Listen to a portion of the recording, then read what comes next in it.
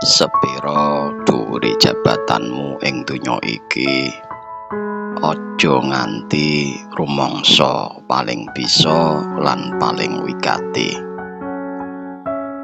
Jagat iki ora gumantung marang siji wong, ananging marang kersane Pangeran kang murbeng dumadi.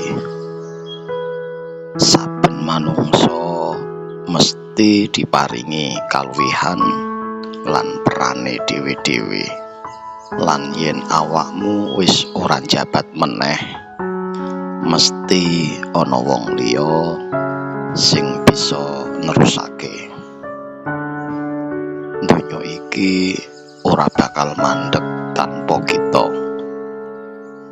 Mula tansah andhap asor, elinga yen kamulyan iku dudu amarga jabatan, nanging amarga ati sing ikhlas,